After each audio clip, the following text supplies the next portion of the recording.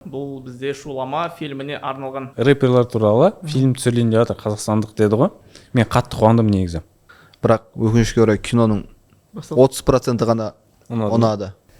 Скучно, көре отырасың. Менде андай ощущение болған кино көрген кезде, клип қарап отқандай. Бір фильмге 2 жыл арнау деген Айтөренің ғана қолынан келіп тұр да, и Айсұлтанның.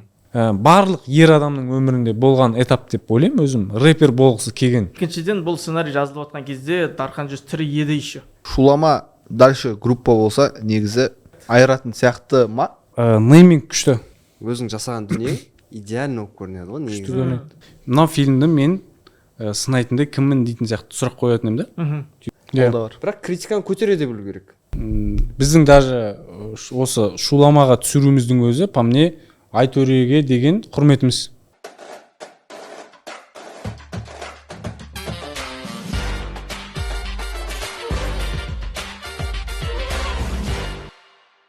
Барлықтарыңызға сәлем, бұл бізде Үнсайт подкастының кезекті шығарылымы. Бұл бізде Шулама фильміне арналған. Бұл подкастта Шулама фильмі туралы спойлерлер бар. Сол үшін егер сіздер фильмді көрмеген болсаңыздар, барып көріп алғандарыңыз дұрыс. Мен Рамазан және тұрақты түрде жүргізуші Шыңғысхан. Және бүгін бізде қонақта менің коллегам, досым, режиссер Нұржігіт.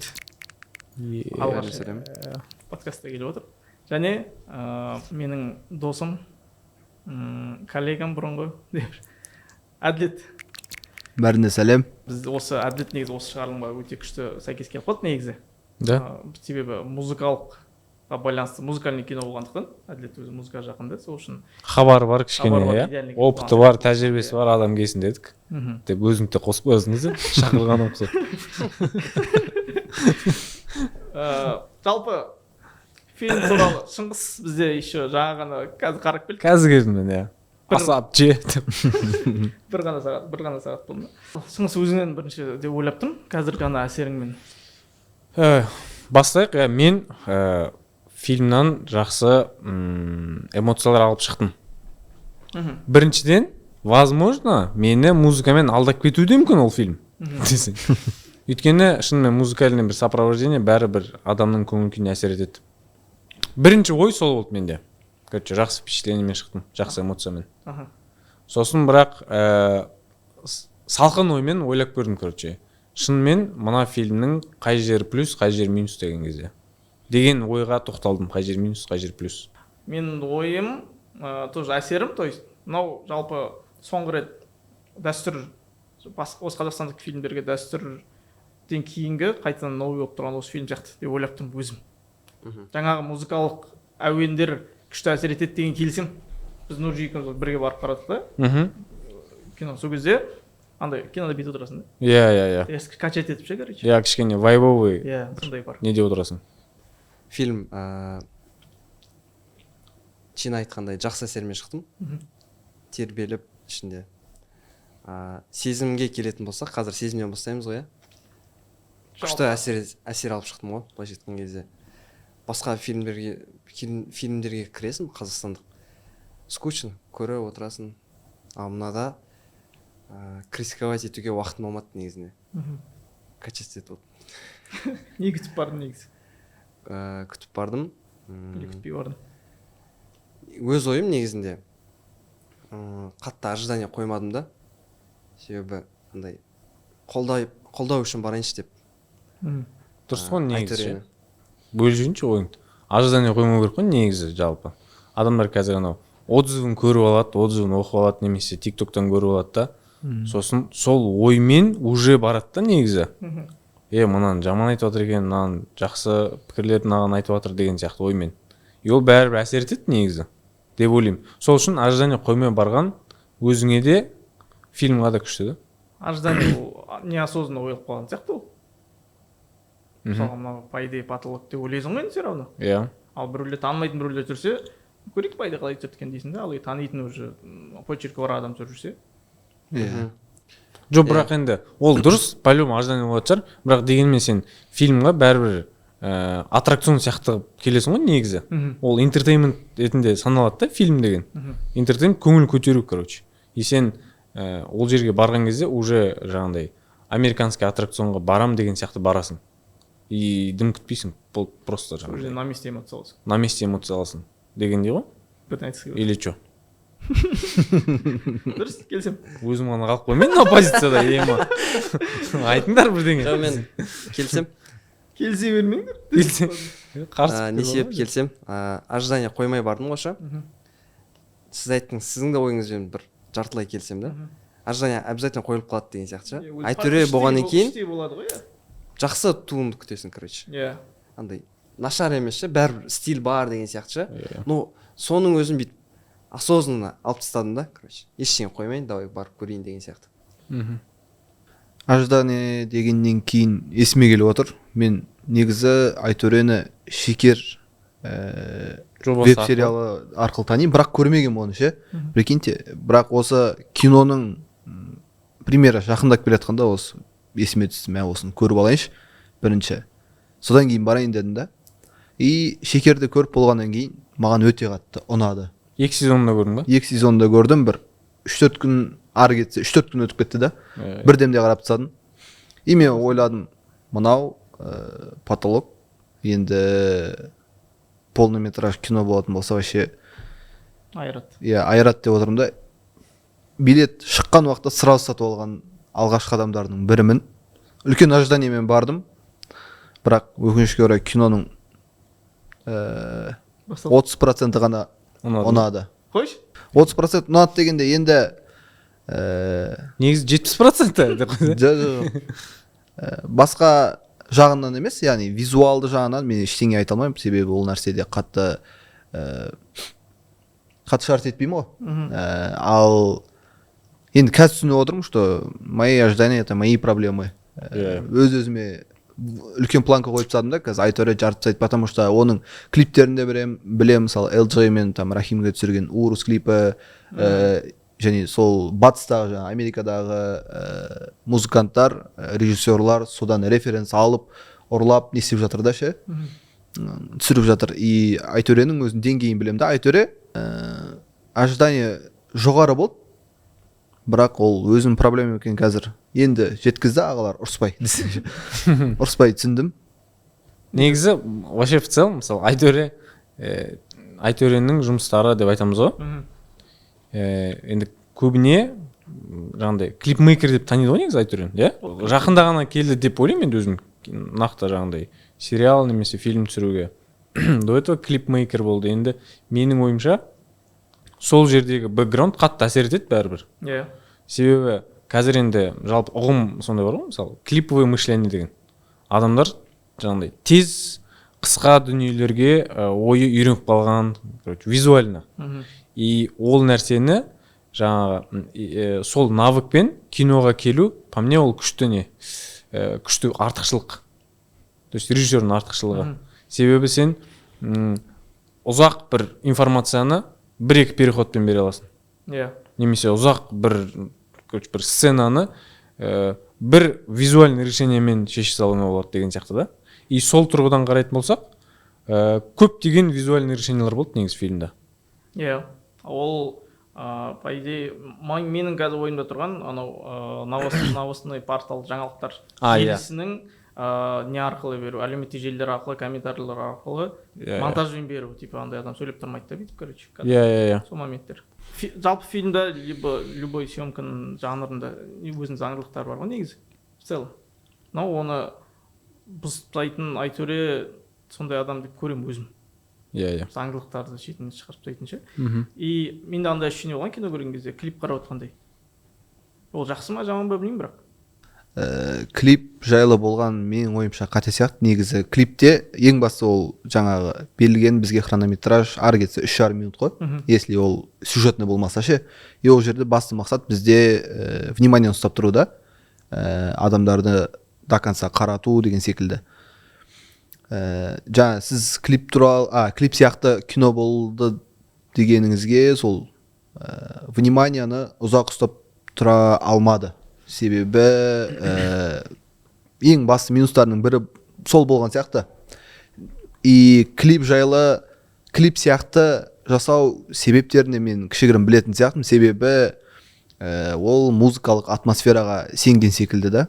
Потому что достық плазада да білесіз стереосистема Dolby Atmos прям звук 360 градусқа айналып тұрады. Басқа кинотеатрларда да мықты стереосистема бар. И жаңа подкасттың алдында айтып отырсыздар ғой, музыка қосқан кезде шайқалып отыр деп ше. Әндер шайқады. Яғни марқұм Дархан ағаның әндері, тағы да өздерінің Асапже легендарный ән. Күшті айтып отыр, прикольно. Типа қара, сен мысалы телефоннан қарасаң, возможно ана әндер или музыка басқаша әсер етеді саған. Телефонмен қарасаң, мына жерде аз ғана динамикпен тыңдап отырсың ғой сен. Ал ана жақта 365 дедің бе? 360 градус. 365 күн қылып жібергенсің. Бір жыл бойы музыка болып тұрады. 360 градус айналып тұрса, 360 градус музыка шығып тұрса, сенде по-любому бүкіл денеңмен музыканы сезіп тұрсың ғой сен сонда. И сол саған максимально әсер ету ғой ол. Деп ойлаймын. Кинотеатр, енді ол кинотеатрға лайықталып істелінді ғой. Бірақ сол өз точкасынан негізі тиген сияқты енді. Потому что мысалы сен мына жақтан көрсең ондай емес. Жалпы кез келген бір кино өнім шыққан кезде оны бір ғана автор жасамайды негізі бізде Қазақстанда. Біз былай есептейміз. Мысалы Айтөренің фильмі дейміз, и Айтөре бәрін жасап шықты. Бәлкім енді объективно солай да шығар. Бірақ бәрібір кино өнімді жасау ол коллективный дейді, ұжымдық жұмыс. Ол жерде свет маманы жұмыс жасайды, өзінің шығармашылығын қосады. Сценарист өзінің шығармашылығын қосады деген сияқты бірнеше жаңағыдай департамент, бөлімше барлығы жабылып бір өнім жасайды да. И сол себепті бұл жерде именно бүкіл жаңағы не дейді, бүкіл процестің барлығы жаңағыдай немесе бүкіл хейттің бәрін Айтөре деп жаңағыдай лақтыра беруде дұрыс емес бір жағынан. Если хейт болатын болса да, либо немесе бүкіл мақтаудың барлығы оған лайық деп айта беруде болмайды. Өйткені ар жақта департаменттерде қосқан үлесі бар да. Соны көбісі түсінбейді деген айтқым келді. Көлеңкеде жұмыс жасайтын адамдарды, иә. Но еще бұл фильмде айтпақшы, Айтөре екінші режиссер бар. Байқадыңыздар ма? Екінші режиссер бар. Аты кореец па, что-то сондай жігіт. Виктор бірдеңе деген. Режиссер деген неде титрда екі адам жазылған, И еще сол мен алда фильм қарап шыққаннан кейін трейлерін қайтадан қарағам. Трейлерінде еще андай бір пункт бар. Голливуд фильмі бірдеңе деген фильмнің продюсері, короче. То ли режиссер ма, сол кісі екен анау, который қасында. Голливудта бір фильм түсірген. Сондай екен. Но ол кісі почему-то неде көп айтылмады, Айтөренің өзі ғана айтылды. Может, ол Айтөренің Қазақстанда танитын болғандықтан Айтөре ғана айтылған жұмыс менің фильмде. Или үлесі көбірек болды. Енді жаңағы әңгімеден тағы да шығатын ой, ол енді ұжым жасап отыр ғой фильмді. Ол жерде бәлкім сценаристердің ойы мен режиссердің ойы бір жерден шықпай қалуы да мүмкін да. Немесе мысалы сценарист жазған дүниенің білмеймін бір 60% ғана экранда көрінуі мүмкін деген сияқты ғой. По-любому ол сценарий жазылғаннан кейін де препродакшн кезінде, съемканың кезінде, монтаж кезінде де все равно ол 100% сценарийдің бір 60-70% ғана қалатын шығар. Сосын менің білуімше 2022 жылдан бері түсіріліп келе жатыр фильм. 2,5 жыл. 2,5 жыл болды ма? Сондай ма? Шамамен 2 жыл нақты бар. И мен почему-то ана моменттерін байқамай қалдым. Сендер байқадыңдар ма? Именно сезон ауысқан моменттерімен қатты байқамай қалыппын фильмде. Қыстан басталады ғой. Қыстан басталады. Жазға қарай переход болып кетеді. Мен потом в конце ойландым да. Ол мен ана информация білгеннен кейін походу ойландым, типа 2 жыл түсірді дегеннен кейін. Именно ол сезон жыл мезгілдерінің именно сюжетке әсер ететін нәрсесін байқамаппын бірақ. Типа ол бір жазда да тұрып салып болатын нәрсе сияқты көрінді почему-то. Или қалай? Бәлкім анау қыстың кадрлары керек болған шығар. Теміртау деген сияқты. Қаланың суық моменттерге. Мысалы қар мен жаңағыдай қара тұман, сосын анау мысалы Қарағандыда мен естуім бойынша қар жауғаннан кейін жаңа үсті қара даққа толып қалады екен да. Сондай моменттерді көрсетуге бәлкім қыс керек болған шығар деп ойлаймын. Мысалға анау фургонмен кетіп бара жатты ғой. Сол кезде вайб жаз болса, прям летний дружеский вайб болып кететін сияқты да, қатты жұмсақ. Ана жерде кішкене мрачный керек болды да. И осы жерде мақтап кетсем. Рұқсат па? Рұқсат. Жоқ, білмеймін, бюджет бойынша ма или өзінің планы ма, 2 жылға бір фильмге 2 жыл арнау деген негізі Айтөренің ғана қолынан келіп тұр да, и Айсұлтанның. Айсұлтан қашып түсіргенде. Қашып түсірген кезде мысалға 2 жыл арнау деген и 1,5 жыл монтажда отыру деген, білмеймін қандай дәрежеде сенің дофаминың өшпеу керек, там энергияң болу керек. Шабыт болу керек, иә. Монтаж натуре 1,5 жылдық монтаж жұмыс болып тұр негізі. Монтаж жағынан вообще. Монтажерға респект. Монтажер гений анау деген. Мен айтайын, осыдан кейін қазақстандық фильмдер жаңа деңгейге шығады да монтаждан. Тырысады бәрібір де. Себебі дәстүрден кейінгі фильмдерге влияние өзгертті. Хоррор түсіріп бастады адамдар. И осыдан кейін визуалға қатты көңіл бөлетін сияқты. Осы фильмнен кейін. Иә, монтажға солай визуалға бөледі, егер сол фильмнің стилистикасы мен жанры келіп тұрса. Егер біздікілер комедиядан бөлек нәрсе түсіреміз деп ойға келетін болса. Потому что комедияға андай монтаж қажеттілігі жоқ деп ойлаймын. Мысалы, Ол да бар. Ол бар. Хотя бы стилистика сақтайтындай ше. Ана фильмді көрген кезде барлығы бір-біріне жарасып тұр да. Там визуальный эффекттер болсын, переходтары болсын, барлығы жарасады, короче, фильмге. Артық ештеңе жоқ та. И көрген кезде деп қалдық, короче. Мысалы мен андай нәрсені негізі монтаж емес, жалпы енді оны сценарийде жаза алмайсың ғой, ондай дүниелерді. Бірақ жаңағыдай режиссер мен монтажердің енді жұмысы ғой бұл жерде. Сол состояниені немесе сол сахнаны көркемдеп берді. Допустим, айтайын бір мысал, Сапар деген ана жігіт үшеуінен бөлініп кетеді ғой. Сөйтіп жалғыз өзі жаңағыдай кетіп бара жатады ғой. И Дархан жүзінің андай нелер шығады ғой. Суреттер ше, анимационный. Мысалы оны мен білмеймін, сценаристер жазған жоқ па, бірақ лично мен өзім ондай нәрсені сценарийге жаза алмаймын. Ол миыңа келмейді да ондай нәрсе. Мына кетіп бара жатады, шығып тұрсын деген. Мына кетіп бара жатады, Дарханның жүздің несі, силуэті мына жақта 2D анимациямен жоғарыдан шығады деген сияқты ше. Ол бітті ма? Бітті, иә. Ол сценарий біріншіден жаңағыдай жаза алмайсың. Екіншіден бұл сценарий жазылып жатқан кезде Дархан жүз тірі еді еще. Сен ойып шығарған, ол скорее всего постпродакшн кезде қосылған дүние. Айтөренің решениесі, либо біреудің решениесі болды, явно постпродакшнда, типа осылай фильм соңында еще титрда шығады, досымыз Дархан жүзінің несіне бағытталған деп. Ой, бағытталған болғанда арналған. Және соң тағы бір қоса кететін жай. Сол персонаж кетіп бара жатқан жерде Дархан жүздің жаңағы визуал шыққан кезде Дархан жүз бірінші кастинг болып жатқан кезде видеосы бар. Бірінші кастинг болып жатқан кезде сол актерді, және Додо Доусон утвердить еткен Дархан болатын да. Видеосы бар, бірінші актерлардың бірі осы Додо Доусон деп салып жатқан. Сізбен бірге Дархан Жүз және біз екінші бекітілген актерді жариялаймыз. Оның есімі Досан Кеншібаев. Досан өте тәжірибелі рэпер. Сол видеоларын көргенбіз. Одан кейін уже енді бірақ оны көп адам біле бермейді ғой, енді шыққаннан кейін жаймен деп салып жатыр да. Уже сол уақыттан кейін сол кішігірім историяны білетін адамдар кішкене қауымға ғана отсылка ретінде жасаған секілді менің ойымша. Потому что сол персонажға таңдаған Дархан деген екен көрсету үшін ше. Мен андай нәрсе айтайыншы. Мен короче, допустим, рэперлар туралы фильм түсірілейін деп жатыр, қазақстандық деді ғой. Мен қатты қуандым негізі. Енді қай жылғысың сен, Әділет? 2002.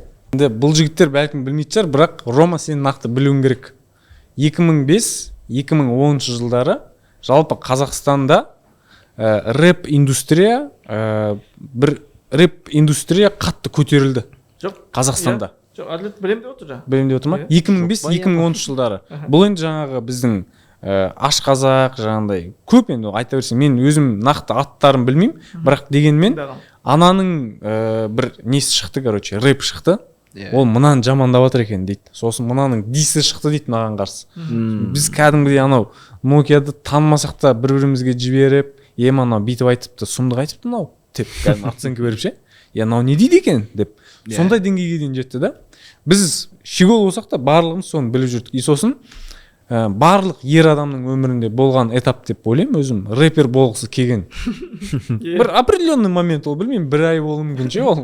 Бір апта болуы мүмкін. Өзің текст жазып көруі мүмкін, кішкене бит қосып сәл соған бір флоу дей ма жаңағыдай оқып көруі мүмкін сәл. Еще ол кезде Эминемнің өлеңіне қатты тыңдайтын кез ғой. Иә. Енді мына әңгімемді түйіндей келе, мен айтқым келіп тұрды, мысалы жаңағы рэперлер туралы қазақстандық фильм шықты деген кезде мен ё-моё, мынау нәрселердің бәрі күшті материал ғой, бәлкім осылар көрсететін шығар осы нәрсені. Біздің именно біз қазір енді көбісі осыны біледі ғой барлығы. Осыларға арналған бір күшті отсылкалар болады шығар, может сол кезде көрсететін шығар деген сияқты ойлар келді да өзімнің миымда. Ақыры рэп деген, Қазақстандағы рэп деген теманы таңдағаннан кейін бүйтіп кеңге жайып арқаны, ё-моё, ана кезден бастап бүйтіп айтатын шығар, либо сол кездегі жаңағы эпицентрлар болды ғой, бір рэперлер жиналып қалған жаңағы батыс жақта, Шымкент жақта ше, бір Алматыда сондай тусовкалар қалай басталды, қалай істеді деген сияқты историяны көрсете ма деп ойладым мен. Басталған кезде да жаңағыдай анонсировать етіп рэперлер туралы деп. Бірақ өкінішке қарай мен оны көре алмадым. Ол ойымды қазір келіп жатыр, ол ойым. Сол кезде ойлағаным ше. Соны көрсеткенде бәлкім кішкене басқаша фильм болар ма еді деп ойлап тұрмын. Бірақ бұл настроениеға келе ме келмей. Ладно. Жоқ, менің ойым сондай болды. Негізі бұл фильм бар ғой. Айтөренің айтуы бойынша достықты көрсету болды. Мен өскен жерде достық бәрінен жоғары деп үйретті. Көресің әлі, біз жарамыз. Біз әлемді шулатамыз. Рэперство емес негізі. Емес, иә? Рэпер просто емес. сеттинг, иә? Иә, кстати, ол рэперлер туралы түсіретін болса, может, сол нелері қазбалайтын бет. Бірақ бұл решениесі қызық болып тұр, не үшін именно достықты рэп арқылы деген көрсету. Иә, может, өзі музыкаға жақын болғасын шығар, әйтеуір. Музыкаға жақын болғанда енді клип түсіріп жүрген адам болғасын жақын шығар. Иә. Деп ойлаймын өзім. Бәлкім. Бірақ мен просто енді нарыққа, Қазақстан нарығына енді сен заявлять етіп кіресің ғой. Иә. Біз рэперлар туралы қазақстандық кино түсірдік деген сияқты бір болады ғой өзіңнің кілт сөздерің. Сол сөзге байланысты адамда бәрі бір впечатление қалыптасады да негізі.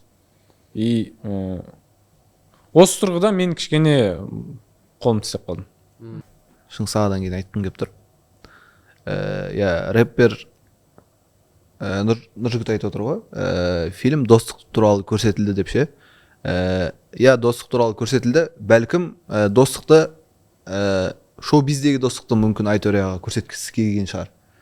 Что шоу-bizде үлкен нюанстар, үлкен мынандай қақтығыстар болады әртістердің арасында, немесе жолды кесу деген сияқты ше. Сол осы айналысы өзі қайнап жатқан ортада достықты көрсеткісі келген шығар мүмкін аудитория. Потому что ал рэпті таңдағаны ол жастарға ең визуалды, ең әндерді ең мықты беретін ол қазіргі уақытта рэп. Батыста да көп айтылады, мысалы банда деп айтылады, бір-біріне мысалы өте бір-біріне берік болады. Сол сияқты, сол достық рэп арқылы көрсеткісі келгені ең басты себебі сол деп ойлаймын. Және жалпы Шыңсағадан кейінгі жаңа рэперлер жайлы, иә, жалпы бұл киноны мен рэперлер туралы деп білдім, потому что маркетинг ходы солай жүрді. Рэп арқылы жүрді, мысалы қазіргі жасап жатқан жаңа Мастой Алмастардың Арбатта лайв концерт беріп жатқаны барлығы рэп арқылы жүрді. Мен ойладым, сол баяғы үлкен бізге дейінгі жасап кеткен мықты-мықты рэперлерге үлкен респект лақтырады деген секілді. Себебі ол кездегі индустрия вообще ойлаңыздар, ештеңе болған жоқ, интернет болған жоқ, дистрибуция деген нәрсе вообще атымен жоқ, техникалар жоқ. Ол кезде енді орыс тілде Ghetto Dogs, Big Som деген жігіттер болды, енді бастап келатқан Қазақстанда. Ал қазақ тілде сол баяғы Домалақ, Жақаус, Smile Slim, қазіргі Зак, Домалақ деген білемін. Смити деген кісілер, Аш Қазақ деген жігіттер сол кездегі сол кезде индустрияны көтерді ғой. Ешкім білген жоқ қой, мысалы рэп деген не екен. Киноның ұнамаған жерлері біріншіден жаңа айтып кеттім, ол Рэперлер айтылады. бұрынғы рэперлер айтылады деп ойладым менде. Ожидание сондай болды. Екіншіден актерлар. Біреуі кішкене жеткізбей ойнады, біреуі асырып ойнап кетті. Сондықтан андай стабильный баланс ұсталынбады менің ойымша. Мен бұл субъективный ойым ғой. Ең кинодағы құтқарып қалған Данияр Алшынов деп ойлаймын. Осы жолы Данияр Алшыновты мен басқа жағынан таныдым да. Сердцем вашего трека является бит. Бит должен качать. Бит должен быть таким, что под него хотелось разрывать все танцполы. Бит должен продавать. Сендіре білді да, Данияр Алшынов қана. Ал жаңа персонаждар қатты өз рөліне сенгізе алмады мені. Бірақ бұл жақтында екінші жағы бар. Себебі бұл музыкальный кино болғандықтан кейін олардың жаңа рэп оқу қабілеттеріне қараған болуы мүмкін да. Себебі бұл кино енді түсіріледі деп кастинг болып жатқанда менің айналамдағы жігіттер кастингке барғаны есімде. Бағлан деген досым барды. Кастингке барды и көп жерде сол жаңағы агрессивті сөйлесу. Сол кезде түсіндім уже қырылыс бірдеңе болатын. И рэп оқу болды, требование. Сондықтан екінші обратная сторона медаль деп айтады. Сол шығар. Сосын музыка. Ұнамады ма? Жоқ, өте көп болды. Өте көп болды, және есте сақталып қалғаны тек біреу-ақ Асапже. Асапже енді прорыв қой осы жылдың.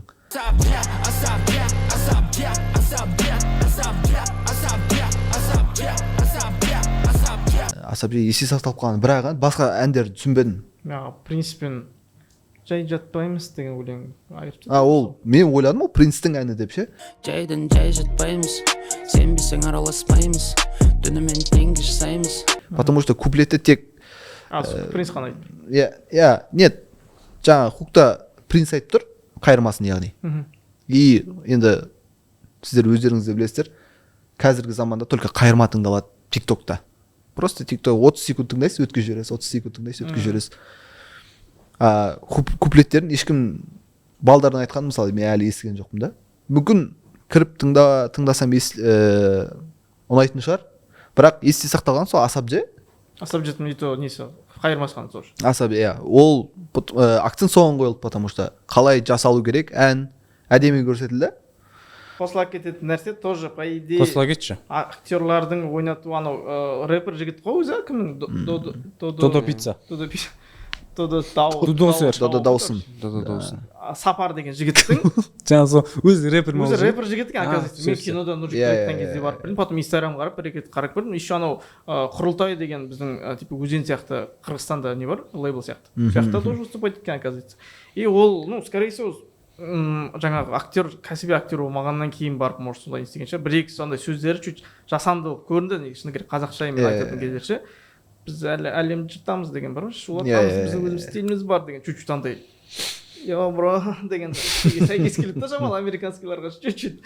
Алмаз күшті ойнаған сияқты деп ойлаймын. Алмаз маған қазақша сөйлеген еще ол жігіт сырттай қарағанда енді блогы орысша жүргізеді вроде. Қазақша сөйлеген прикольно көрінді. Маған еще ұнағаны фильм мен орысша деп ойладым. Қазақша екен оказывается. Көп бөлігі қазақша ғой. Даниярмен жолыққан кезде орысша болып кетті. Даниярды мен антагонисттің рөлі, антагонист қой по идее. Соның рөлінде бірінші рет көрдім по идее. Тоже прикольно, кім әділет етқан сияқты. Потом мен қоса кететін нәрсем. Сценаристің ғой енді өзің айтшы деші. Андай линиялар, то есть событиялар тез болып кеткен сияқтылық кетті. Анау рэп Асапжен жазып жатады да. И резко концерт, короче. Уже популярность болып жатыр, айырып жатыр. Сол жері маған чуть-чуть андай болып қалды. Мен фильм қараған кезде визуальный частын конечно қараймын обязательно. Но сен все равно фильмде любой нәрседе просто бір минуттық видеода да андай қалай историясы смыслы четкий болса күшті қарайсың да, короче, барлығы көз жұмып деген сияқты деп ойлаймын. Мен осы тұрғыда кішкене басқа тақырыпқа секіргім келіп отыр. Мен ойымда тұрғанда айтайын тоже. Негізі біздің қазіргі енді типа 90 жылдан бастап бір 2005-ке дейінгі жастарды айтайыншы қазір. или жалпы жастар дейінші, короче, где-то бір 35-ке дейін. Қазір 35-ке дейін ғой жастар. Солардың барлығы негізі кішкентай кезде менің ойымша американдық мәдениетпен қатты сусындалды. Бұл жерде мен мысалы орыстың да негізі идеологиясы болды ғой, бірақ бізде. Бірақ біз америкалық фильмдарды қатты көрдік. Американдық музыканы қатты тыңдадық негізі. Осы екі саланың өзі бізге былайынан жетті, короче. В целом телевидениеда бар жарайды, MTV бір нәрселер болды жарайды, американский. Бірақ осы екі сала бізге қатты әсер етті деп өзім есептеймін. Содан кейін де қазақ тіліндегі рэп индустрия бір қатты бум жасады өз деңгейінде. И қазақтың киносы да. Қазақтың киносын вообще негізі база былай қарап тұрсаң Ресейден алу керек қой енді біз базаны. Мәдени донор ретінде солардан аламыз ғой. Ал біз кинодан да, музыкадан да сол жақта донор қылып алдық қой өзімізге. Мәдени донор қылып алдық қой. Енді әңгімем төркін қарасайшы сен. Жаңа музыка жарайды әсер етті дедік. Енді кино да әсер етіп отыр ғой бізге. Біздің қазіргі кинолардан американдық стильдің иісі, жұрнағы бәрі тұр. Кинолардан соны таба болады. И бізде сол қазір үлкен проблема деп өзім есептеймін. Қазақ киноларындағы американдық болып кетуі. Жаңағыдай ситуациялардың, әзілдердің, диалогтардың, жалпы в целом любой бағыттағы, любой жаңағыдай сфераны алатын болсаң, именно киноның ішіндегі ше. Бұны енді жақсы да, жаман да, екі жағы да бар бұның. Жақсы жағы біз структураны, жалпы визуалды барлығын дұрыс кісілерден үйреніп жатырмыз. Өйткені ол әлемді айырған кісілер олар. И әлемге жаңағыдай өтімді продукт жасаған, массово өтетін продукт жасаған индустриядан көшірмейміз енді, бірақ сол жаққа бағыт қойып жатқанымыз ол плюс. Тез өсеміз, короче, біз. Әлемдік деңгейге тез жетіп аласың да осындай немен, прорывтармен. Ал минусы шаблондық немесе жаңағыдай тұрпайылық бізге кішкене сәл кринжово сондай болып қалады. Типа қазақтар бүйтпейді ғой деген сияқты нәрсе. Бізге жат нәрсе ғой мынау деп ше. И мынау фильмдағы менің ойымша минусы да плюсы да осы американдық стиль. Мысалы, мен айта аламын да, туысқандар дейді ғой. Туысқандар дейді ғой, мысалы өздері сөздерінде қолданады ғой. Қатты менің құлағыма бүйтіп жыр естілді анау нәрсе ше. Бар чуть-чуть. Мысалы, туысқандар деп айтпайсың деген сұрақ қой. Біз доспыз, біз дос қана емес, біз туыспыз демей, туысқандармыз демей. Типа родной деген қазақша сон сөз айтқан кезде, мысалы менің енді білмеймін, қазақ отбасына тәрбиеленіп, қазақ қоғамында өскеннен кейін де анау нәрсе маған жат көрінді, короче. Мен как будто аналардың әлемінде емеспін. Сондай әсер қалдырды маған. Келесем. Шетте қалды, иә. Сонан кейін туысқандар деген қазір ғана ойыма келді тоже.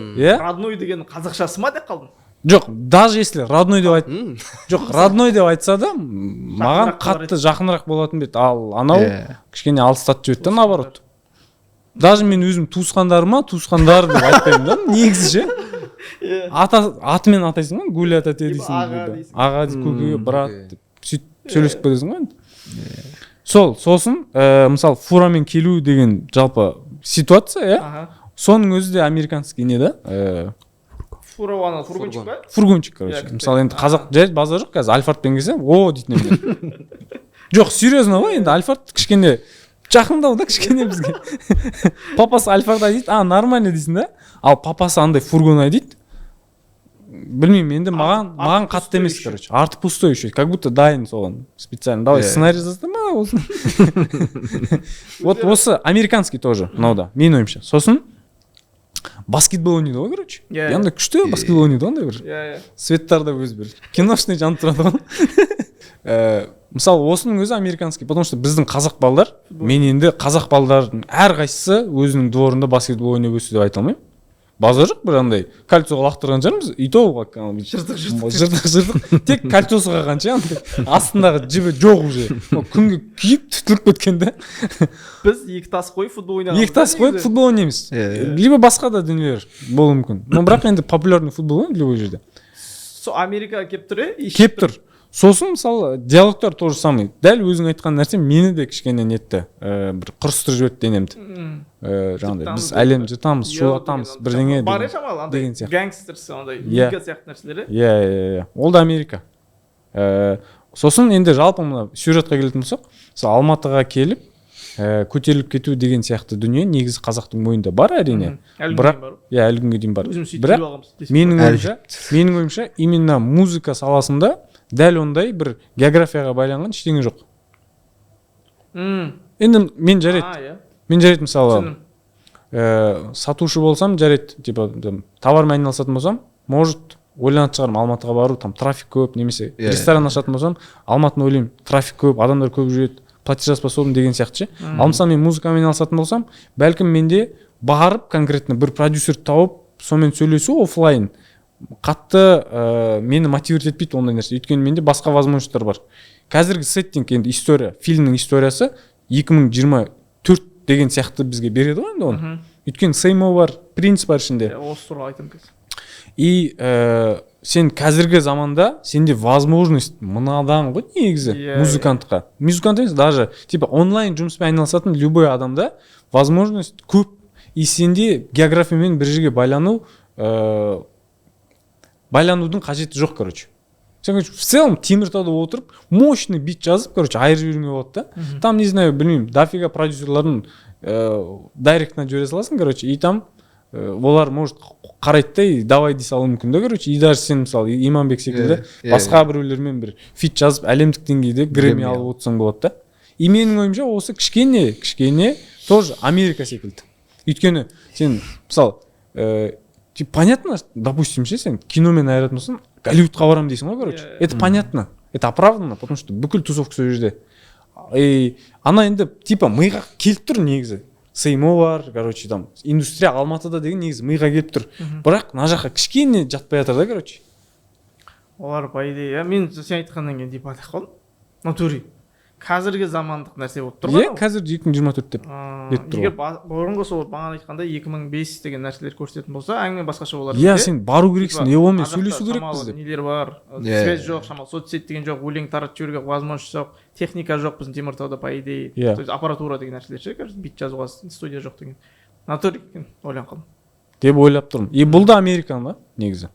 Америкаға мысалы келу, Американың бір жеріне екінші. Майамиға барамыз. Типа. Сондай нәрсе. Ну, хотя даже менің ойымша қазір Америкада да ондай емес, типа. Андай нәрселер бар ғой, мен бір видеолар көрдім, YouTube-та ма, либо андай ауылда бір жерде дүңгіршекте отырып алып, жаңағыдай VFX монтаж істеп отқандар, бит жазып отқандар бір әдемілерге сондайлар бар ғой негізі. Наоборот, мысалы сондай ментальный кішкене локальный нәрселер болса, прикольный болушы еді да. Теміртауда жүріп те анау біреу мысалы там күшті нәрсе жазып айырып жіберсе, короче.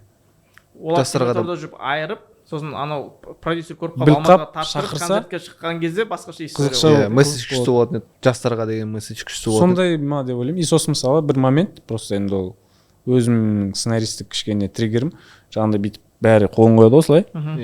И бұл вообще ұнамайды маған ше, өзіме лично.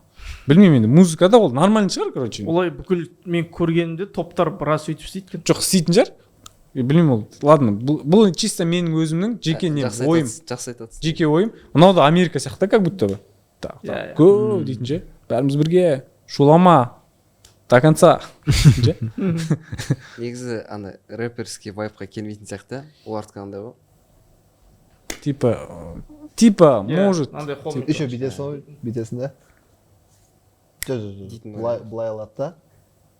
Деп барып. Осылай, ну, қолмен андай жестикуляция оларда. Бірақ енді батыста жестикуляция белгілі бір мағына береді. Да. West Side, мысалы, батыс жақтан. South Side деген бар, көп нәрсе. Ақтөбе жүре аламын ба? West Side. Шиза ғой да, осылай. Еба.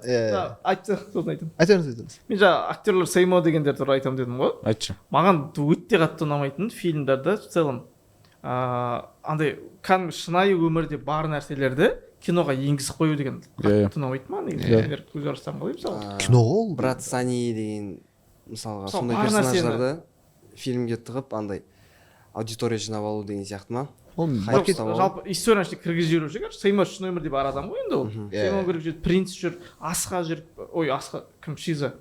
сол жер өмірдегі бар нәрсені тығып жіберетін. Хотя бы киноны көрсеңдер ішінде стиль Заттыбека деген бар да, короче. Сондай нәрселер тығып жіберу маған онша емес көрінеді. Фильмді көріп отырасың да, анау айтқаннан кейін шығарып жібереді, короче. Анау шынайы оқиға, то есть сендіріп отқан нәрсені сендірмей тастайды да, потому что ана адамдар күнде көріп жүр. Күнде емес енді, көріп жүрсің.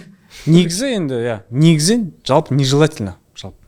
Типа, мысалы, сол историямен параллельно қазіргі нәрсені байланыстыру негізі нежелательно. Ол отдельный әлем болу керек та. Сол. История. Бірақ, типа, именно бұл жерде продвижение ретінде ойлалса, ол негізі сәтті болды. Продвижение ретінде сценарийге солай қосылса ше, мына кісілердің ертең біз жаңағындай сторисін немесе бір определенный отзывын сұраймыз деген сияқты оймен қолданса, онда жақсы, сәтті болды.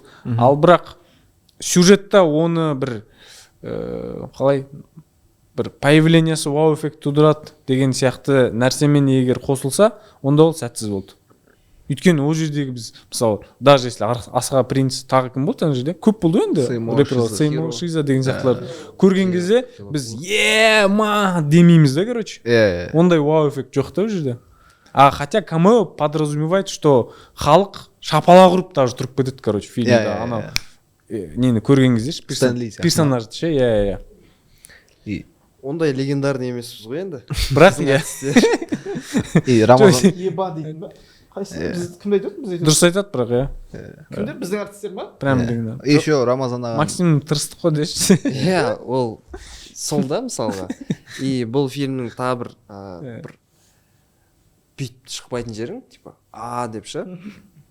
Типа, тербеліп шығасың, базар жоқ. И фильмнен кейін, типа, рэперлер жақсы көріп деген сияқты тема болмайды да сенде. Не себепті деп зерттеп көрдім, короче. Если 91-ның фильмін алатын болсаң, мен 91-ның фанаты ретінде айтатын болсам, фильмін көргеннен кейін мен 91-ны жақсы көріп шығамын. Потому что олардың өткен историяларын көріп, блин, қайттан махаббатың ашылады да. Болмаса да, лақтырды. Петличка бар ма? Сөйтіп, досым Хасан мысалға. Көресің, өмірде болған история, респект ұстап қайтасың. Ал мына жерде өмірде болмаған персонаждар ғой енді барлығы. И одан кейін сенде бір махаббат сезімі болмайды да, жаңағыдай тартып тұратын бір легендарный деп көтеріп тастай алмайсың да ешкімді.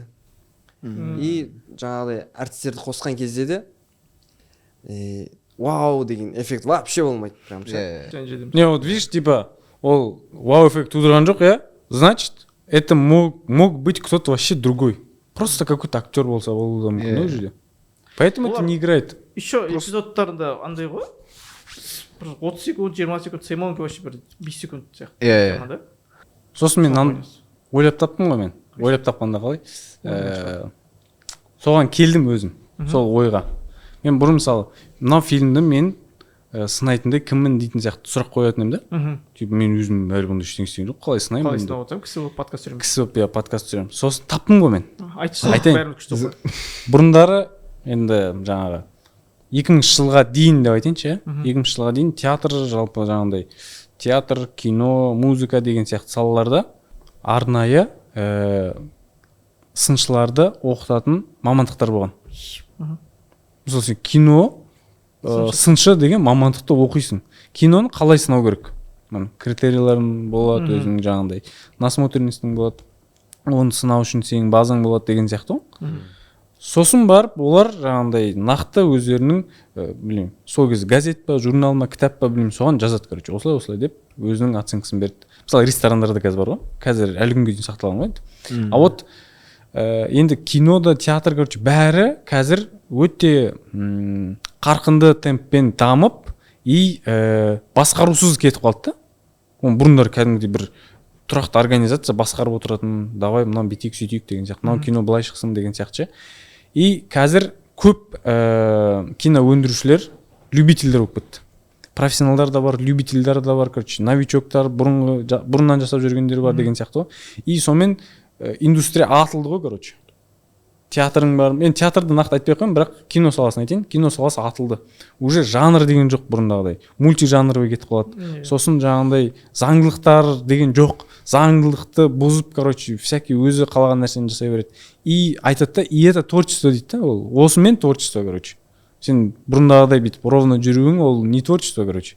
Сен вот сындырғаның, ойша бірдеңе алып келгенің, видениең, эксперименттарың, вот это считается творчество. Енді бұны ешкім бағалай алмайды, короче.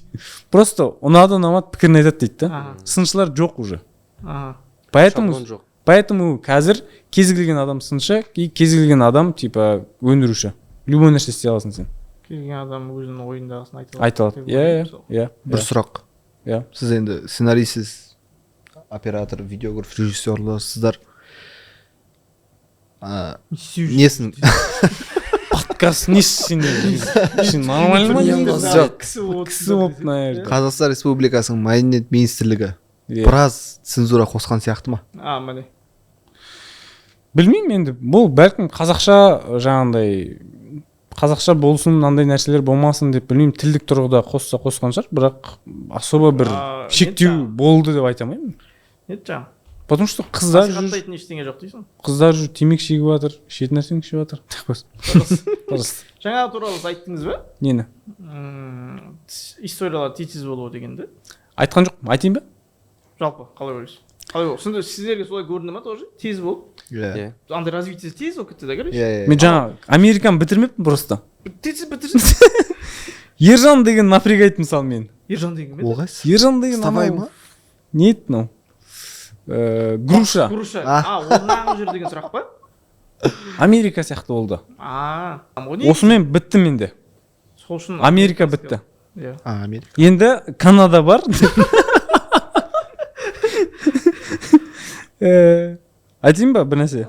Жазылып тұрғанда, может сіздерге де ой келер, мысалы той деген ұнаған жоқ маған. Тойда не істейсің? Рэперлар сенің үстінен тойдың есі шығып тұр ғой, короче. Ал тойға рэперлар негізі шыға ма дейтін сияқты нәрселер болып тұр да менде ойымда. Тойға рэперлер шақырып жатса, онда ана жердегі аудитория үлкен деген сөз ғой негізі, иә? Сондай ма? Білмеймін. Енді ана жерде типа сендердің үстілерінен тойдың есі шығып тұр ғой, және сендерге респект жоқ деген мен үшін неоправданно. Өйткені мен білетін тойдағы әншілер анау секілді шашын қызылға бояйтын ондай әншілер емес деп ойлаймын да. Енді бәлкім той емес, басқа да бір сөздермен атауға болушы еді ол нәрсені ше. Сендер білмеймін, халтурамен айналысып жүрсіңдер, немесе сендер өздерінің ойларыңды айтып жүрген жоқсыңдар, продюсермен жұмыс істейсіңдер деген сияқты бір басқаша кемсітулерді айтуға болушы еді ол жерде. Именно той емес ше. Рэперлер ол жерде еще фильмді тойға шыққанын көрсетпеді да ғой. Жаңағы енді Аян мен как будто бы кейін болды еще. Жоқ, я оправдать етті енді көрерменнің сұрағын ше, не үшін той деп айтты деген кезде жаңағы болды банкет. Иә, бірақ может банкет деп ауыстыру керек пе еді. Сол жері кішкене маған неоправданно көрінді. Тағы бір сұрақ, шулама дальше группа болса негізі айыратын сияқты ма? Менің ойым, өз ойым. Білмеймін. Белгілі бір этапқа дейін возможно шығады. Бірақ өлеңдері, кстати, олар кәдімгі фильм қосылды ма білмеймін, бірақ ютубта кәдімгідей андай не бар екен, альбом сияқты шығады. Альбом бар, иә. Шулама деп шыққан. Барлық площадкада тұр еще, инстаграмда еще қоя аласың. И ойым, то есть белгілі бір этапқа дейін осы фильм аясында бір ату мүмкін. Ары қарай енді ойым жақсы ондай өлеңдер, әндер шығаратын болса. Менің ойымша сол не болатын сияқты, группа болатын сияқты. Группа болса, мен не бар потенциал бар сияқты. Иә, әдісте сол, точнее, персонаждарды, актерлар таңдаған кезде де именно соған көздеген секілді ше. Типа, более флоу бар, текстке мәтін жазалатын қабілеті бар деген кісілерді. Рани деген жігіт не ма, негізі рэпер ма? Иә, жақсы. Ну, музык Не болды?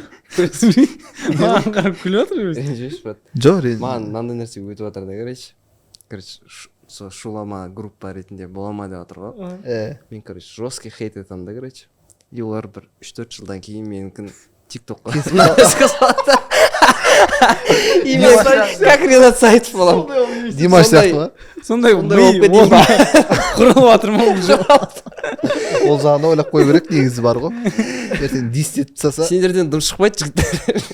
Мен ойымды ашық айта аламын. осы тұрғыда именно мен мысалы өзім әнді көп тыңдай беретін адам емеспін, сол үшін маған олардың әндері өткен жоқ, короче. Мен кино барысында ол в контексте күшті, бірақ мен қайталап бәрібір тыңдай алмаймын ондай нәрселерді. Фильмда актерлар басында персонаждар, точнее, ашылып таныстырылмаған сияқты болып көрінді.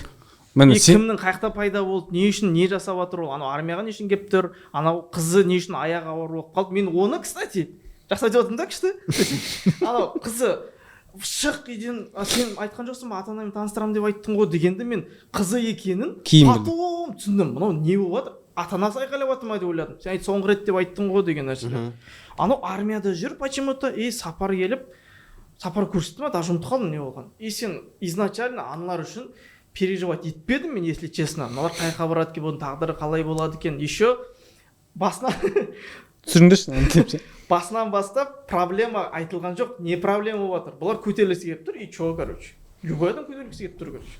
Алматыға барған кезде де фургон ұрлаған кезде, блин, деп шам чуть-чуть болды енді. Не болады екен, отбичать етіп қаламан екен деп. А так оған дейін просто андай бір монотонно қарап отырасың бүйтіп. Сондай болды өз ойым айтып отыр. Персонаждар ашып таныстырылған жоқ дегенді айтқым келіп тұр. Бұл мысалы сен даже қарапайым көрермен ретінде айтып отырсың ғой. Жоқ, дерзкий көрермен ретінде. В целом негізі былай жасайды, короче. Массовый фильмдарға енді білмеймін, мұны авторский фильм дейміз, массовый фильм дейміз, білмеймін, бірақ жанровый барлығына арналған фильмдарда бастапқы бір 10-15 минут, короче, көрерменді таныстыруға кетеді. Кейіпкермен байланыс орнатуына жібереді уақытта. Сен оның қандай мықты силасы бар екенін, мынау дауысы мощь, короче, мынау жоқ жерден жаңағыдай бір нәрсе ойлап тауып, короче, сондай тапқыр екен деген сияқты бір силасымен сен бастапқыда танысасың да, и в то же сол уақытта сен оның жаңағыдай болымен, проблемасымен, драмасымен де танысасың. Типа жаңағыдай, мамасы жоқ па, біреу жаңағыдай қызымен ұрысып қалған деген сияқты ше. Үйіндегі ата-аналары деген тоже көрсетпеді ғой ше. Обычно андай ата-ана қарсы ғой всегда негізі. Музыкасын естіп қолмаш дейді, Теміртауда тем более. И вот возможно, менің ойым енді бұл. Возможно, сценарийде ондай нәрсе болған да шығар. Алып тастаған. Өйткені мен хронометраж алғанда 100 минут екен да. Явно 100 минут деген где-то бұл бір 3 есе қысқарған версиясы сияқты бұл. По мне ше. Может, как минимум 2 есе. Өйткені бір 3 сағат примерно история шығуы мүмкін на жерден.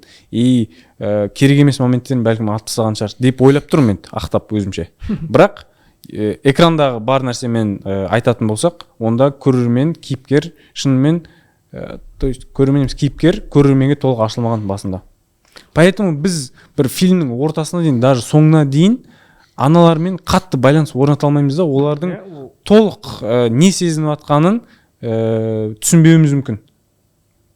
Кто откуда что хочет деген нәрсеге жауап береді. Бірақ енді постепенно енді хотя бы ашылды ғой, анау ананың драмасы жалғыз өзі рэпер болу деген сияқты. Именно ұнаған жері осы қосылсаң. Әр үш персонаж не андай қалай айтса болады? Үш түрлі. Мінез жағынан ба, қалай айтса болады? В целом типажы үш түрлі ғой. Үш түрлі екен. Сол жері күшті болды негізі. Чуть-чуть тентектеу ғани деген сияқты ше. Сондай. Енді мысалы былай ғой. Өмірде қалай? Өмірде сен бір адаммен таныспай жатып, ол саған проблемасын айтса, сен құры дейсің ғой, короче. Дұрыс па? Сен мысалы танымайтын біреуге ақша сұраса, иди нафиг дейсің ғой мысалы. Ал сен күшті білетін адам, и сен оның проблемасын білетін, семьясын, баласын білетін адам, мысалы қарсы сұраса, сен уже сәл кішкене драмаң пайда болады сенде. Басқаша сезінесің. Берейін ба деген сияқты. Тура солай бұл жерде де. Бұл жерде де бізге әлі родной болған жоқ, бірақ уже проблемасын айтып отыр. Уже бір-бірімен ерегісіп отыр. Бізге нафиг это не надо ғой, короче. Вот осы бар ғой. Осы нәрсе. Жалпы 1,5 сағатқа сыйғызуға бола ма екен? Болады. Сценарист қой, блин, ол. Просто фильм көріп жатырмын, уже қазақстандық фильмдер көресің, бірақ ешқайсысын бір жақсы көріп қалмайсың ғой. Жаның ашып, мысалға головоломканы көрдім да. Ана мультфильм болса да, мен персонажға жаным ашып, короче, сезім оянып, мультфильм мені жылатты ғой, короче. Енді Pixar дәстүрде де солай болды. Мысалға көресің, ол бірақ не үшін жаным ашу керек оған деген сияқты. Мектеп бітіргеннен кейін мен таныспын да оның.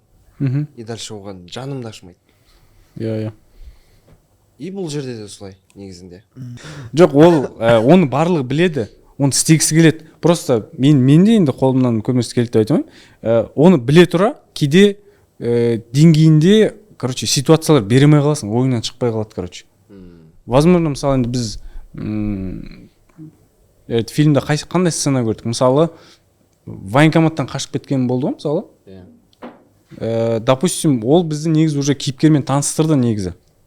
Ол сол кезде көрсетті, короче, сен, ана прикинь, военкомның алдында рэп оқып тұрсың, короче.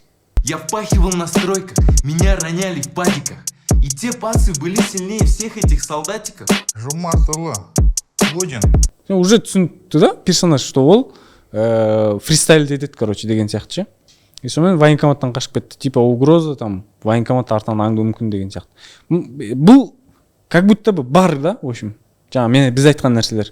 Бірақ почему-то жұмыс істемей жатыр да бізге. Вот проблема сода. Енді жұмыс істейтін историялар табу, конечно, ол шеберлік талап етеді уже. Демек ол оңай емес оны. Оңай емес, конечно. Бізге айтқанымен оны жасау, мысалы, ең лучший деген режиссерлар оны жасай алмай жатса, сценаристер тоже. Конечно. Ол демек оңай емес. Өзімізде короткий метр фильм түсіреміз ғой, бірге. Осы барлығымыз бірге короткий метр фильмдер түсіргенбіз. Чина братан сценарист, Рамазна оператор, мен режиссер болып, Тархан деген продюсеріміз бар еще. Өзің жасаған дүние идеально болып көрінеді ғой, негізі. Күшті болып, прям. Любой моментін ақтап аласың ғой. Нандай ғой, сол үшін ондай деп ше. И бір шынымен 100% издең, 20% қалған ғой сол кезде негізінде. Бірақ соның өзі саған күшті болып тұрады да, біреудің критикасы ауыр тиеді. И оларға да солай да, қазір үлкен фильм түсіріп, біз даттап тастасақты как-то өшіріп аламыз ба деп бір жағы ойлаймын да. Бірақ критиканы көтере де білу керек. Ол бірақ әлі ондай дәрежедегі режиссер емес шығармыз. Айтөре ше, мысалы көтере алмай қалып деген сияқты. Әлемдік деңгейдегі режиссер болса, олар типа смело көтеріп отыратын шығар. Мысалы қазір айтып тастап, может дұрыс емес қалыптастырып қаламыз. Не, допустим, как комплимент емес, в целом жақсы позитивный ой ретінде айталам. Біздің даже осы шуламаға түсіруіміздің өзі, по мне, Айтөреге деген құрметіміз. Өйткені бізде қазір бірнеше фильмдарға түсіруге болушы еді, негізі, басқаша болғанда, басқа да. А то енді любой фильмға түсіре алсаң, мысалы, кім бар? Шынымен. Хотя бы в кино 3-ға түсіруге болады, мысалы. Бірақ біз именно давай шуламаға түсірейік деп таңдадық та. Өзіміз таңдап, жаңағындай, осы кісінің атын елеп, ескеріп, атын атап түсін түстеп деген сияқты. Поэтому сен өйтіп қатты қабылдама оны жүк. Ұнайтын жерлерін айтайық жеге. Бірінші, маған өте прикольно болып көрінгені ол юморлық, комедиялық гектар кішкене ситуациялар. Енді бұл енді өзі драма ғой, музыкальная драма ретінде позиционировать етеді ғой фильм. Ішінде бір мысалы писсуарға келіп, бүйтіп магнитоламен келіп, жаңағындай өзінің әнін тыңдатқызғаны, бұл негізі көрермен ретінде бұндай ситуацияны көріп отыру как минимум қызық. И бұл историяны ойлап табу да негізі прикольно. Даже если режиссердің идеясы болса да, сценаристің идеясы болса да. Осы сияқты бірнеше моменттер болды. Там мен мысалы шығарып видеоға түсірткізіп рэп оқытқызып қояды. Мысалы осындай моменттер, бұл кішкене ғана бір минутқа жетпейтін сондай бір ситуациялар бұл ше, бірақ разбавлять етеді күшті. И историяны жақсы развивать етеді, короче. Ана моменті де күшті. Иде отырады кафеде, и шашы қызыл. Любой заказ бере беріңдер дейді, сол кезде алмаз бүйтіп қарап қалады ғой, сол жер өтіп кетті ма. Сосын мысалы нейминг күшті. Шулама да күшті. И сосын асап же тағы қандай болды? Мен осы екеуін ғана қазақша астын сызып айта аламын. Мысалы жақсы естіледі біріншіден, екіншіден әлемдік деңгейге жаңағындай интернациональный адамға бұны қабылдау жеңіл да. Мысалы шулама дегенді бірден қабылдайды да. Қ-ың деген сияқтандай бір қазақы нәрселер аз да. Любой мысалы американецте айтылады ол нәрсені деген сияқты. асап жейді тура солай. И чуть-чуть американский WhatsApp деген сияқты бір неге келеді да кішкене. И осы неймингтарды ойлап тапқан адамға негізі респект күшті. Шулама дегенде х деген әріп артық па? Жоқ, артық емес, сол типа сол Наоборот нәрселерге түсініктірек болу үшін жасаған сияқты, потому что кейбір английский сөздерде оқылмайтын, бірақ сондай тұратындар бар. Х қылдық мысалы. И мысалы шулама деген неймингтің өзін жақсы оправдать еткен. Рэперский кино, и рэперлар жаңағыдай шулайды, короче, и оларға мамасы шулама деп айтқан кішкентай кезде, сосын там официант шуламаңыз деп айтады деген сияқты нәрселерді күшті ойнатып жіберген. Сөздер ойнатылады ішінде? Сөздер ойнатылады, и как минимум оправдано, почему это шулама. Прям орында тұрған нейминг деп ойлаймын. Сосын, мысалы мен драматический қыз келеді ғой, 2 қабат болып.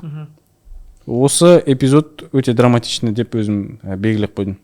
Мысалы қызға кәдімгідей жанын ашып кеттім. Дархан Джуздың картинасы шықты деген. Оказывается, мен есіме енді түсті просто.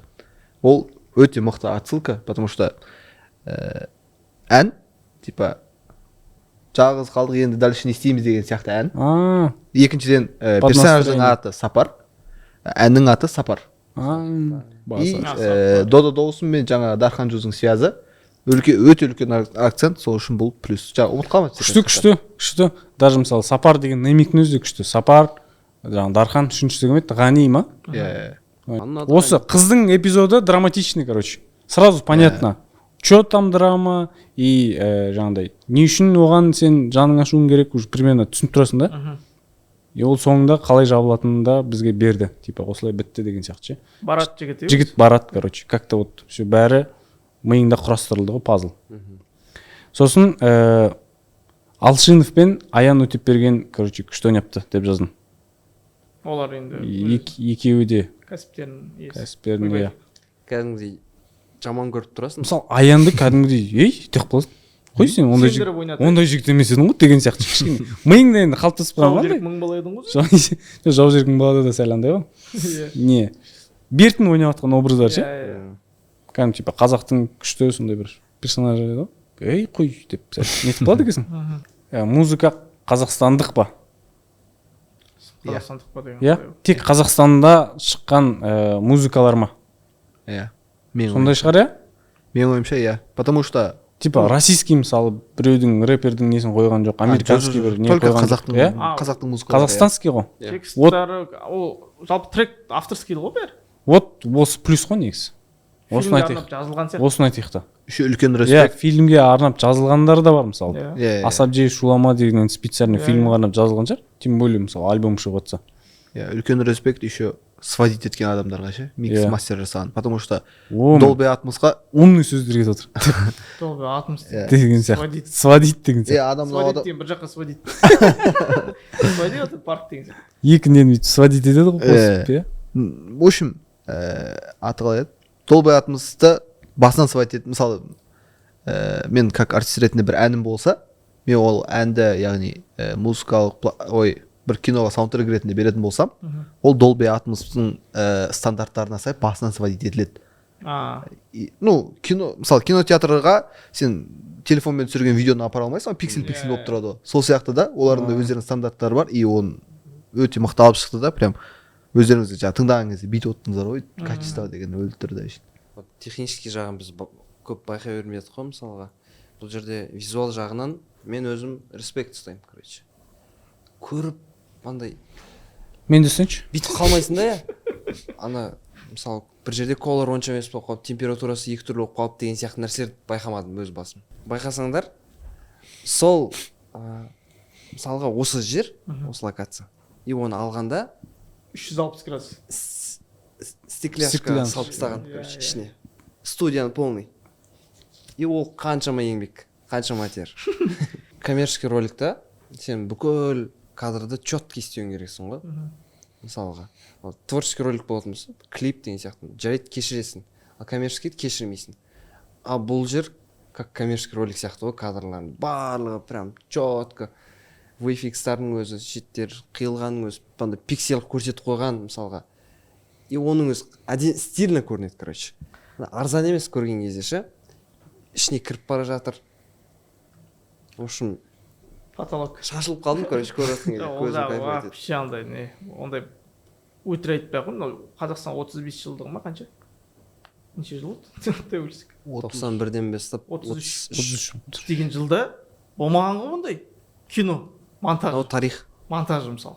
Визуалы, то есть стиль деп айтайықшы, стиль бұндай болмаған ғой негізі. О, мынау неге кетеді? Иә. Анонсқа. Жоқ, Кликбейт. мен айтып кетейінші, байқағандарыңызда болса, маттар бар ма? Боғау сөздер фильмде. Оның қалай жапқандарын байқадыңыздар ма? Қачық-қачық. Яғындай бір. Қойшы енді. Қачық-қачық деген сияқты. Нені айналдырасың ғой? Дискті А, айналдырасың. Диджейский диск, иә. Андай пиқ, мен обычный стандартный құлаққа неприятный. Мән бермеппін, білген мен. Андай, учифон деген сияқты естіліп кетеді, короче. Разговор жоқ, тема. Сондай болып байқалады. Маттар солай жабылады. Ол как байқалмайды. Андай фильмнің есінде Тонкий нәрсе, иә? деталь. Сол нәрсе күшті. Әйтеуір визуал жағынан бар ғой. 3-4 жылға алға кетіп қалды. Иә. Анонсқа кетеді. Әйтеуір сонда біз 2028-де келеміз ба? Мына шуламаға. Әйтеуір ол кезде 2040-қа кетіп 40-қа қалды. кетіп қой, брат, күте тұр. Жоқ, шынымен ғой. Жынды ма деп қаласың ғой көрген кезде. Жоқ, сұмдық. Неме Жалпы осы шығарылымда айтылған ойлар осындай, әртүрлі ойлар айтылды, жаман ұнамаған жерлерін айттық, ұнаған жерлерін, респект болған жерлерін барлығын айттық. Егер өз ойларыңызды комментарийға міндетті түрде жазып кетіңіздер, келісесіздер ме, келіспейсіздер ме, және сіздерді тағы да айтып кетейін, қазір выпуск сайын айтамын. Осы жаққа қонақ болып келуге сіздерде мүмкіншіліктер бар, сондықтан мен Instagram парақшама тіркеліп алыңыз, сол жақта келесі подкаст қашан түсіреміз, сол туралы айтамын.